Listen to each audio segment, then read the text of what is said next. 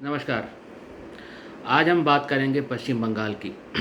वही पश्चिम बंगाल जो महान विभूतियों की धरती रही है, महान क्रांतिकारियों की धरती रही है, महान चिंतकों की धरती रही है, जहाँ गुरुदेव रविंद्रनाथ टैगोर जैसे महापुरुष ने जन्म लिया, जहाँ सुभाष चंद्र बोस जैसे महापुरुषों ने जन्म लिया और जहाँ भाजपा के संस्थापक आदरणीय श्री श्यामा प्रसाद मुखर्जी ने जन्म लिया। वह बंगाल क्या कहना चाह रहा है? क्या कहना चाह रहा है वह बंगाल? बंगाल में हो क्या रहा है? और बंगाल में जो हो रहा है वह क्या किसी को सुनाई पड़ रहा है या क्या किसी को दिखाई पड़ रहा है? क्या मीडिया में कोई भी चर्चा होती है बंगाल की?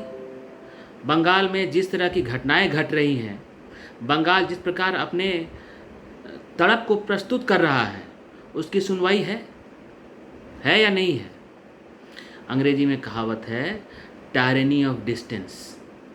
ये दूर है तो मालूम नहीं वहाँ हो क्या रहा है। पता सबको है क्या हो रहा है, परंतु आँख मूंद लेना, आँख मूंद लिया जा रहा है पश्चिम बंगाल में।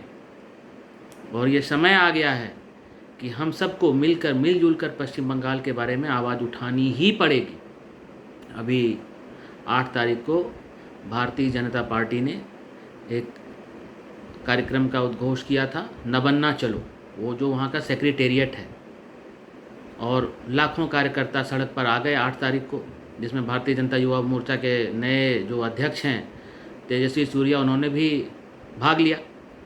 तो आपने देखा होगा किस प्रकार सड़कों पर पुलिस द्वारा गुंडागर्दी की गई, किस प्रकार जो पानी के जो वो छोड़े गए उसमें केमिकल मिला हुआ था। आपने ये भी देखा होगा कि छत पर से पुलिस छिपकर बम फेंक रही थी। जिस कार्यक्रम में, जिस उद्घोष में मेंबर ऑफ पार्लियामेंट शामिल हों, बड़ी बड़ी हस्तियां शामिल हों, उसमें छिपकर आपने देखा होगा कि बम फेंके गए, किस प्रकार बर्बर कार्रवाई की गई। पुलिस जो है तृणमूल कांग्रेस के कार्यकर्ताओं की तरह पेश आ रही थी और कोई चर्चा नहीं मीडिया में। बंगाल में जो घटनाएं घटे कोई चर्चा नहीं हो रही, सब शांत, कुछ नहीं।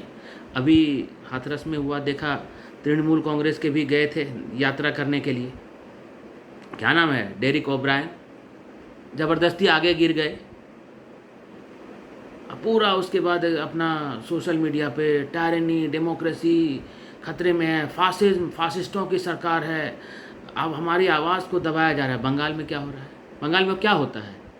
अमूमन बंगाल में आपने देखा होगा वहाँ डराया जाता है, आप दूसरे पार्टी के हैं। और ये बंगाल की पुरानी हिस्ट्री रही है। Bengal has a history of political violence, Bengal and Kerala, और वो लेगेसी है, वो विरासत में मिले कम्युनिस्टों की सरकार से, कम्युनिस्टों से खासकर, जो कि उनका एकमात्र उद्देश्य है कि जो है हिंसा के तहत, हिंसा के थ्रू सत्ता प्राप्त करना। वहाँ तो 1970 में जादवपुर यूनिवर्सिटी के वाइस चांसलर तक की हत्या कर दी गई थी। तो ये है वहाँ पे। तो नबन्ना चलो भाजपा ने एक कार्यक्रम किया था, इसके तहत एक मार्च ऑर्गेनाइज किया गया था। लाखों कार्यकर्ता, मेंबर ऑफ पार्लियामेंट, एमएलए सभी जुड़े थे, जिसमें तेजस्वी सूर्या थे, कैलाश विजयवर्गीय थे, जो कि अभी के जनरल सेक्रेटरी हैं नवनिर्वाचित और शायद प्रभारी हैं पश्चिम बंगाल के, श्री मुकुल रॉय हैं, लॉकेट चैटर्जी एवं अन्य तमाम जितने भी मेंबर ऑफ पार्लियामेंट्स हैं और कार्यकर्ता, उन्होंने उसको घेरने के लिए, ताकि उनको चेतावनी दी जाए तृणमूल की सरकार को।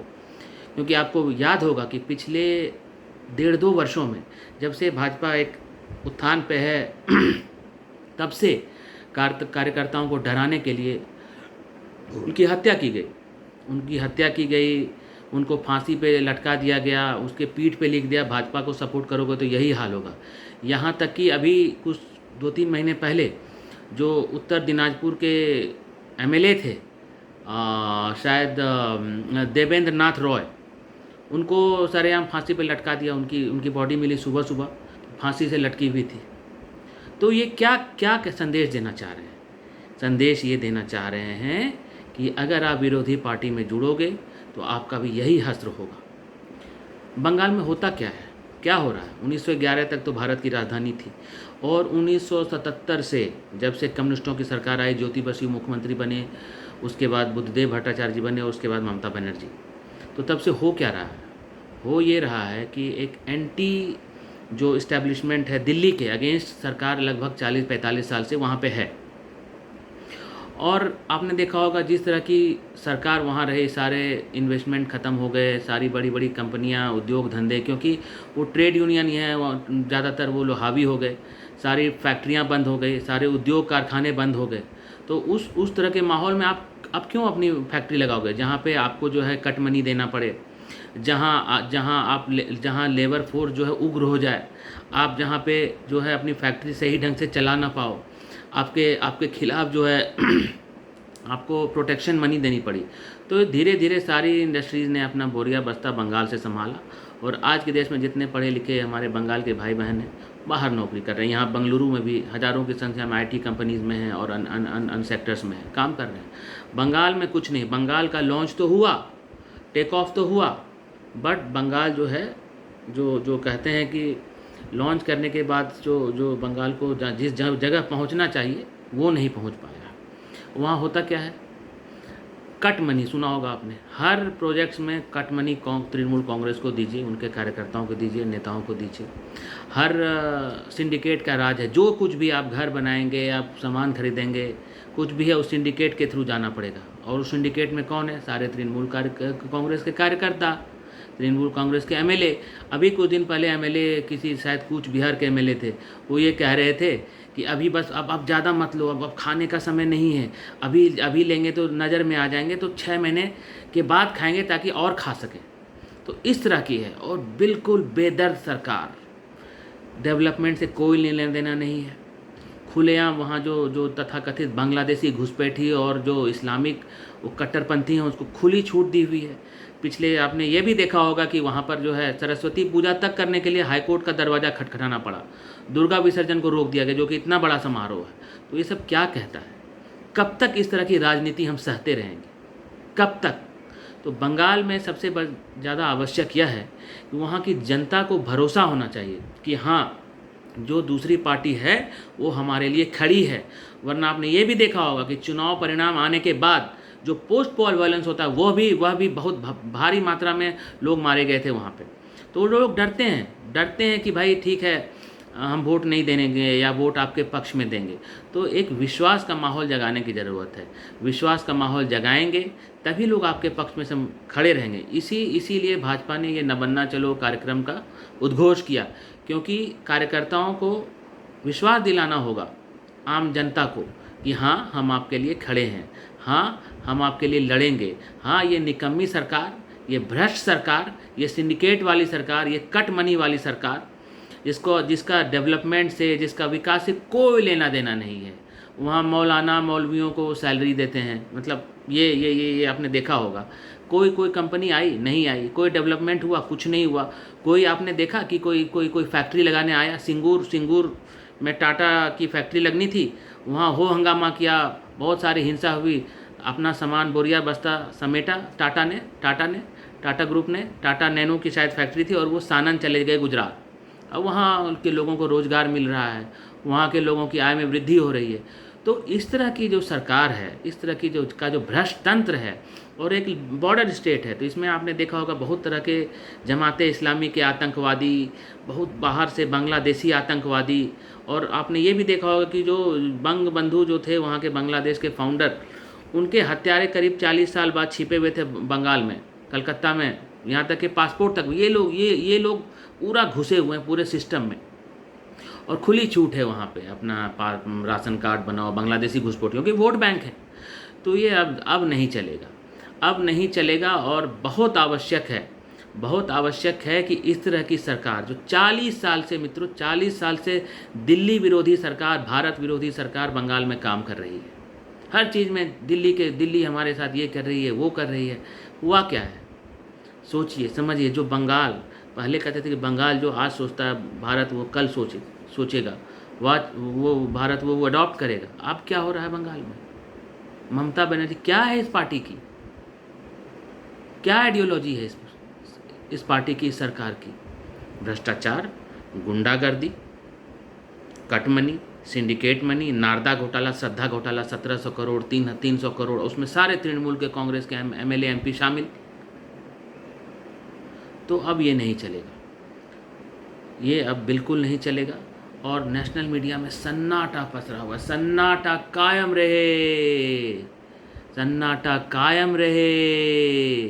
जो हम लोग पढ़ते थे ना, वो जो शक्तिमान में अंधेरा का, तो यहाँ भी अंधेर नगरी चौपट राजा वाली स्थिति है। लेकिन पिछले लोकसभा चुनाव में आपने देखा होगा, भाजपा को लगभग 40-41% वोट शेयर था और 18 सीटें आई, तृणमूल को 22 सीटें आई और कांग्रेस को शायद 2 सीटें आई। तो मामला जो है बहुत करीबी का है। इसीलिए ममता बनर्जी भी काफ़ी परेशान है। उनको भी लग रहा है कि बीजेपी इज़ गनिंग हर नेक और गर्दन तक उन बीजेपी की हाथ पहुंच चुकी है। इसीलिए इस तरह का तांडव ये लोग कलकत्ता की सड़कों पे इन्होंने किया। लेकिन इनको पता नहीं है कि समय जो है बहुत बलवान होता है। जो ममता बनर्जी खुद वाम दलों से त्रस्त थी, जिनके साथ पता नहीं क्या क्या जो है उनके साथ किया, दुर्व्यवहार किया गया, वो खुद जो है इस तरह के आचरण कर रही हैं। क्योंकि हुआ क्या कि जब से इनकी सरकार बनी है, तृणमूल के गुंडे आ गए हैं यहाँ पे। सॉरी, जो वाम दलों के गुंडे थे, सीपीएम के गुंडे थे, सब शिफ्ट हो गए यहाँ पे। तो सरकार नाम से बदली है कि सीपीएम से टीएमसी हो गया, बट जो मूल डीएनए है, चरित्र जो है, जिसमें वॉयलेंस है, इनटॉलरेंस है, उसके बाद जो आप जो कहते हैं कि एक कम्युनलिज्म है, बांग्लादेशी घुसपैठियों को फ्री छूट है, अनवरत जारी है, कोई परिवर्तन नहीं आया। और पहले तो आप मालदा और ये सब जो थे, दिनाजपुर, यहाँ पे तो स्मगलिंग चलता था, फॉरफिट करेंसी जो थे, नकली नोट के धंधे जोर शोर से चलते थे। तो अब बहुत आवश्यक है कि एक बॉर्डर स्टेट है, सेंसिटिव है, और बंगाल के बिना विकास के भारत का विकास नहीं होता। पूर्वी भारत का सबसे बड़ा राज्य है और ह्यूमन रिसोर्सेज की कोई कमी नहीं है, मिट्टी उपजाऊ है, चावल धान पर्याप्त मात्रा में है, बहुत तरह के एक्सपोर्ट हो सकते हैं वहाँ पे, पोर्ट्स है, कलकत्ता जैसा शहर है। लेकिन आवश्यक है एक नई सोच की, एक नई विचारधारा की, जहाँ कटमनी, जहाँ सिंडिकेट राज और ये करप्शन और तुष्टीकरण से मुक्ति मिले। तो उम्मीद करते हैं कि अगला चुनाव काफ़ी दिलचस्प होगा। देखते हैं क्या होता है। भाजपा भी कोशिश कर रही है, भाजपा भी दिखाने की कोशिश कर रही है कि वह जो है फुल फॉर्म में है, वह भी तृणमूल से लड़ाई लड़ सकती है, जूझ सकती है। तो इसी आशा के साथ कि कुछ अच्छा हो, अगली बार आपसे दोबारा मिलेंगे। धन्यवाद।